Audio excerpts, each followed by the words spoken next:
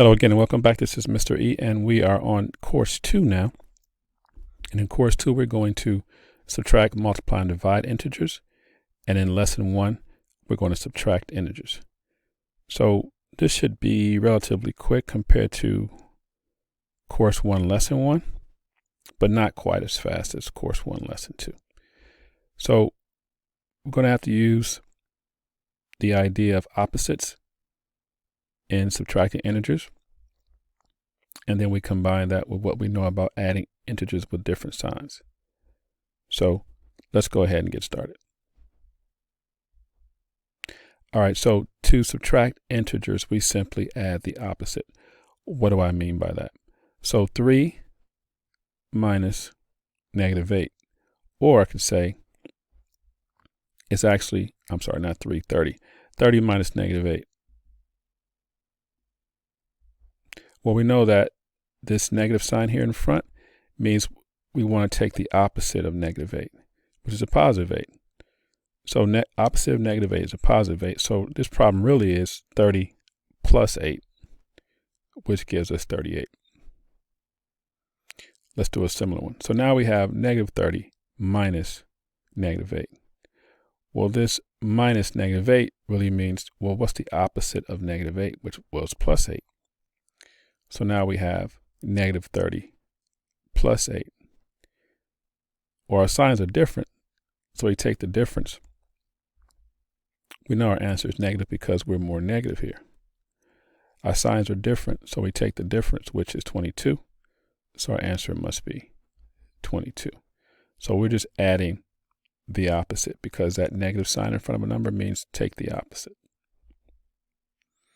All right, so I have 30 minus 8. We've done that for years. No big deal. But if you wanted to look at it this way, you could have said 30 plus a negative 8, add the opposite. Negative 30 minus 8. For some reason, this kind of confuses students a lot. Well, you can look at it as adding the opposite. Negative 30 plus a negative 8. So just really adding two negatives, a negative 38.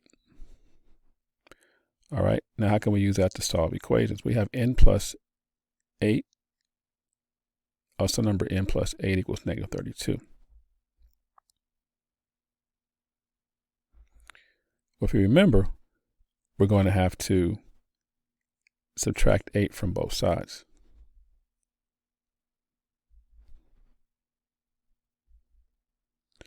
Well, we have a negative, so this cancels out. So we're left with a negative 32 minus 8. We're going to add the opposite and get negative 40. So n equals negative 40.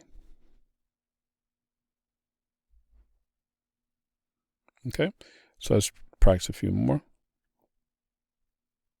We have a few more minutes. 8 minus 30.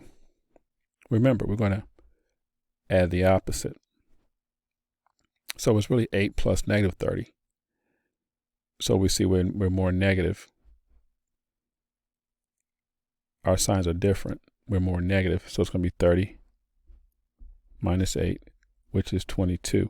But the absolute value of negative 30 is greater than the absolute value of 8. Or we can say we're more negative by 22. Another similar example, 17 minus 35. Now by now you may see, well, I'm more negative, so my answer has to be negative. But some of you may not see that, so we're going to continue with the idea of adding the opposite. Tell me what your answer is. So we think of it as adding the opposite. So it's same thing as 17 plus negative 35. Well, my signs are different, so I subtract. And I keep the sign of the larger absolute value, which gives me a negative 18. So it just depends on how you see it. Just understand the concept. Okay.